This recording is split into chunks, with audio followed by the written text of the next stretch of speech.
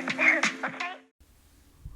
After 50, people often tell us who they think we are or who they think we should be.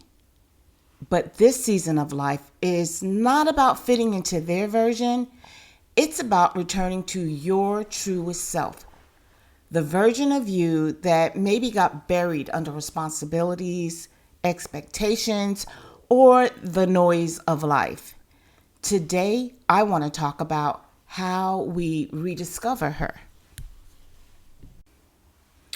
So, when we look back and we acknowledge our journeys, um, most of us can say that the first half of life is often about roles. So, being a daughter, a wife, a mother, a caregiver. And those roles matter, but sometimes we lose sight, a lot of times, we lose sight of who we are underneath them. So, we lose who we are underneath all of the doing, all of that busy work, all of those roles. By 50, we've lived enough to know what doesn't work. The wisdom in our scars, the lessons in our mistakes, the strength in our resilience, that's the soil where our truest self can truly go or grow. And like I said, a lot of times we just get so busy and inundated with all of the doing, the being the daughter, the wife, the mother, the caregiver. Recently, I met a lady. She's in her 50s.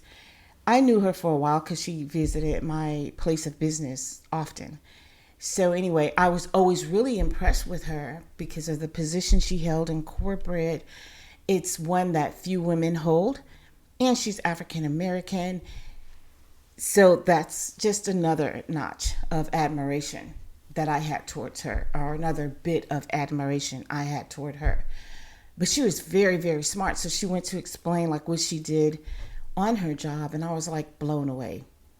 But anyway, I began to get to really know her, and she had two daughters. And I say had because one passed away. One day, anyway, I was walking and I saw her sitting down in the hallway. So she looked really distraught. So I went and I sat down beside her. And she began to talk, and she began to tell me that, if you look at me, you think I have all this stuff going on, but I'm really dealing with a lot mentally and emotionally. And so I told her that she didn't have to tell me what was going on. And she said, "No, I'm glad you sat down. I need to talk with someone." So anyway, she went on to explain that, one of her daughters, that she'd been a single parent for a long time. She's currently married, but prior to that, she'd been a single parent for a long time, caring for her twin daughters, raising them and everything. And then the one got sick and passed away. During her illness, though, her mother was like her caregiver. At a particular point in time, she really had to take care of her and be there for her. And then she passed, and of course, that hit her really hard. And then the other eventually, she's older, so she moved out. And although she's married now, she just felt lost. She felt like she wasn't in touch with herself. And she was really depressed because, according to her, what she explained to me, her whole life was about being a mother and being a mom. That she even had to remind herself that, at times you're a wife too, but so much of her was put into raising her daughters that she really felt lost. And so I went on to ask her, are you seeking any help? And thankfully she was, because she was in a very deep place. And I can only imagine, you lost the one daughter to an illness, and then the other, she moved out because she's older. And I can only imagine how she felt, and especially if she was there raising them. But, she even said to me, but now it's time for me to really find myself. I know I have this great career and I'm doing well in my career, but I don't even know if I want to do this anymore. I don't even know if this is me. And I'm sure there's a lot of us who feel like that, a lot of you who feel like that. I am on my journey. I've been on my journey since 50 years old, or right before I turned 50, and I'm 65 now. So 15 years I know more about myself than I ever had before, and I cannot explain to you the liberty in that. And I'm looking forward to my retirement. But anyway, yeah, we can get lost with all of these things. But at this particular point in time in our life, this is where we should actually be getting closer to our truest self and where we should be flourishing and thriving more than ever. So you may be feeling restless, even if everything on the outside looks fine, just like the lady I was telling you about. You may have accomplished so much, but still somehow you sense that, something's missing, something's off. You may find yourself craving peace over pretense, because a lot of us are out here just pretending. Authenticity over approval. So just like the lady I was telling you about, you may feel restless, even if everything looks fine on the outside. You may have accomplished so much, but still sense that something is missing. You may find yourself craving peace over pretense, authenticity over approval. And you know what? That's a good sign. That's the soul whispering, it's time to come home to yourself. You might be saying to yourself, yes, yep, you're right. It's time to come home to myself. I'm tired of doing all this. I'm tired of being there for everybody. I'm just tired of feeling the way I feel. I'm tired of feeling lost. I'm starting to feel discouraged, and I don't know what to do. So I'm just going to share some tips that you could use, or some steps you could take to kind of help you to find your truest self.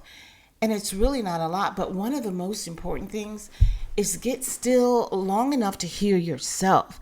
Y'all, I can't tell you how beautiful and amazing silence is. Silence, it isn't empty. It's where the voice of your true self rises. But you've got to disconnect from all of the noise of the world. The information highway is busy. Social media is busy. The media is busy. You've got to back away, because what I found with myself is I started becoming overwhelmed with listening to everything and checking in on what everybody has to say about everything.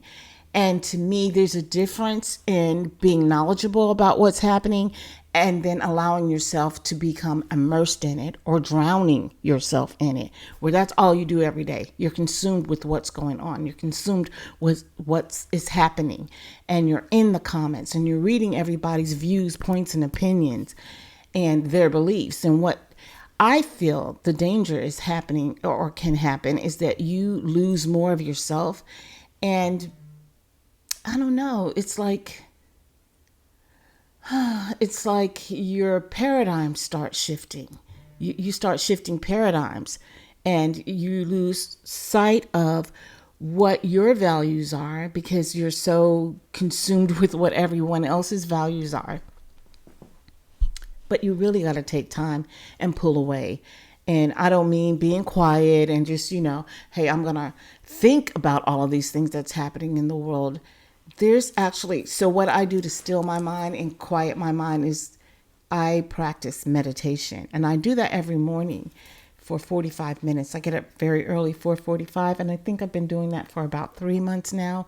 And it's just been amazing. It's just been so refreshing to just quiet your mind. But I also find that I do that throughout the day. I look forward to just quieting my mind so that it helps me to stay connected to myself. And you might say, well, what is meditation and how do I do it? Well, if you're going to look up anything, you're out here, surfing and turfing and looking up all this information, you might as well research, meditation. If you've never done it before, you may want to look up what's called guided meditation. That's where someone guides you through the meditation, or ask someone around who that practices meditation that could probably help you and give you some pointers. What I do is quiet meditation. It's not guided. It's just based I use breathing techniques to help me get through and clear my mind. That's a whole nother video for a whole nother day. And I don't want to take up your time with that, but that's just a suggestion that I have to help you. And you have to also release your old expectations. Society says slow down, but you get to decide, you actually get to decide, hey, I'm not going to slow down. I'm going to grow deeper. I'm going to shine brighter, and I'm going to live freer than I ever had before. That's a decision I made. I'm like, they might say slow down, but I'm going. Okay, I'm going for it. And then reconnect with joy. So here's where you just ask yourself, what lit me up before the world told me to be practical? Y'all, everything is made up, okay? Every idea, every notion, it's all made up. So you get to make up for yourself what the rules are. As long as you're not bothering anybody, make up your own rules. So ask yourself, what lit me up before the world told me to be practical? You may have to go back to your childhood, what brought you joy as a child, and connect back with that. Feed yourself in ways that help you flourish. So, like love yourself through rituals. You may take long baths, long showers, just whatever it is. It could be something big. It could be something small. Going to get your nails done, taking a walk in the park. You can eat nourishing meals. That always helps. I've given up meat. I've given up meat for the past 8 months. I'm not vegetarian. I'm pescatarian. So I do eat fish. But I feel so much better because all that stuff is not just sitting there. And it's just small changes. Yoga is really good. I've actually practiced yoga. My family and I used to do yoga as a family together. And our yoga instructor used to come to our home. This was before COVID. So I haven't done it after COVID. But in yoga, you also learn how to meditate. Y'all know I do Tai Chi. So I do that for self-defense, but I also do it to make sure that my body's moving and I'm not being hard on my body, but I'm moving every muscles I didn't even know I had, without being harsh, because it's not a harsh exercise, or it's not a harsh practice. So I'm learning self-defense, but I'm also learning it's a very holistic practice.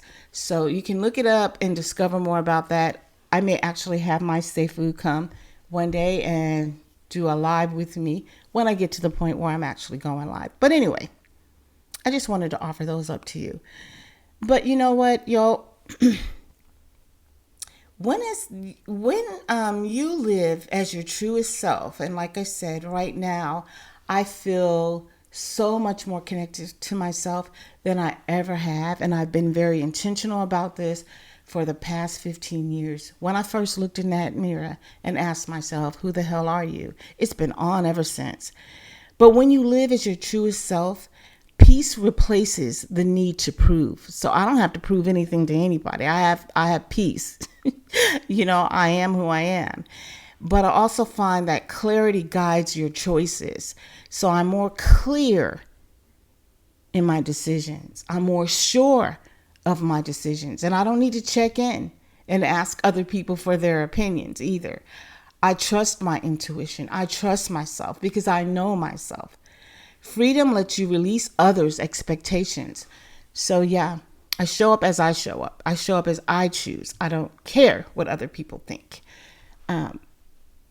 As far as some things are concerned. Now, I don't mind every now and then hearing what someone has to say if they have a suggestion, because it might give me some insight that I never, considered before, depending on what it is we're talking about. But just overall, being myself, you shouldn't wear that, you shouldn't do that, or, you're too old for this, you're too old for that. Nah, nope. I set my own standards. And what I find is that when you begin to get closer to yourself and trust yourself, and the more you know yourself, your very life becomes a legacy, showing younger generations what it means to keep growing instead of shrinking with age. So just remember that after 50, you're not fading, not unless you want to. You're flourishing, or you should be. You should be still growing, still blooming, still becoming. Your truest self has been waiting patiently for you to look her in the eyes and say, it's your turn now. So I'll ask you this. Are you ready to live for her? Hey, it's me, Sherry G. I just wanted to thank you again for spending this moment with me. If today reminded you that you're still growing, then we're doing something right. Don't forget to like, subscribe, and hit that little bell so you never miss a moment of growth, grace, and good soil. Until next time, stay rooted, stay radiant, and remember, you're not done blooming yet.